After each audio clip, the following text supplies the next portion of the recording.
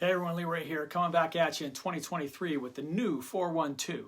Now for those of you that are new to these videos, that means I'm giving you the 411 from our global headquarters in Pittsburgh, Pennsylvania, aka the 412. Now this year I'll continue to share my monthly updates just with a new, more concise format. Starting with this video, I'll have 4 minutes or less to share information about 2 key topics and answer 1 employee question. Now, I appreciate those of you who tune in each month, and my goal was to make the most of this time by ensuring I'm covering topics that you care about. So to do that, I'll need your help this year. First, you'll soon receive a short pulse survey via email that asks for feedback on video topics. I encourage you to take 2 minutes to complete it. Second, I want to hear from you directly because I can't be the only one to have all the fun in front of the camera. So grab your phone and record a short video clip. Think 20 seconds or less, sharing 1 question you want me to answer in one of my video updates. And as a thank you for taking the time, the 11 individuals whose questions are selected will have their clip featured in a monthly update and receive a $100 gift card. See more details on the screen and keep an eye out for an email from the communications team. Help me keep these updates focused on what you want to know. And now on to the question for this month, which actually is a summary of various comments made in our recent all-employee engagement survey. Roll the clip. Hi there, John McDonald, Director of Class 1 Sales for the RPS Group out of Pittsburgh. As a new employee, a new member of the Koppers team, I'm curious.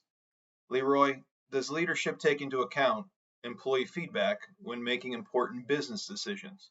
And if so, how can people like me make sure our voice is heard? That's a great question. Now I'll start by apologizing to anyone on our global team that believes that we don't value what you have to contribute.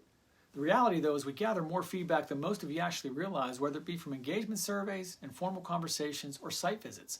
And we absolutely incorporate it into our decision-making process. The tough part about many of those decisions is everybody wants them to fit their needs, and that's impossible to do for 2,100 individuals spread around the globe.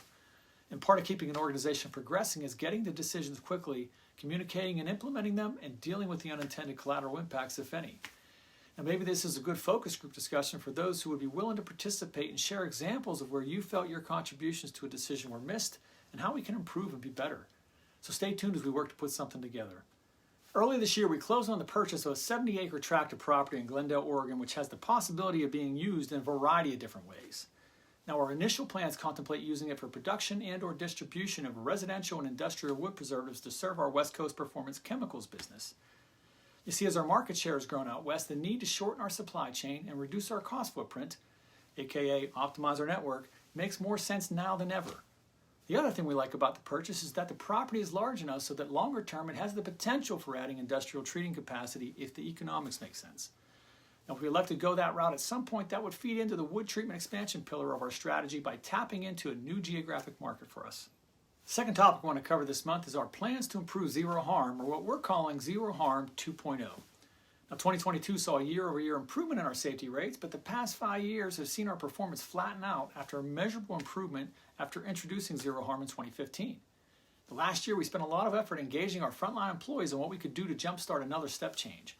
And that feedback has resulted in a plan that we've already begun implementing that will focus on frontline training, improving the retention of our Zero Harm coordinators, improving the user experience of the Zero Harm technology platform, and re-implementing Zero Harm at our UIP facilities where we've experienced the highest incident rates in 2022. Now there's a real difference between saying you believe in safety and the actions to support it. So we all need to be reaching down and finding where we can do more to protect our people from the inherent hazards that exist and providing the essential products and services that contribute to the betterment of our everyday lives. Now I ask that everyone does their part to support Zero Harm 2.0. Now that's it for this time. Thanks for tuning in. I'll catch you next month where I'll answer one of your questions and cover 2 additional topics, all in 4 minutes or less. Thanks, Team Koppers, for doing your part to protect what matters and preserve the future.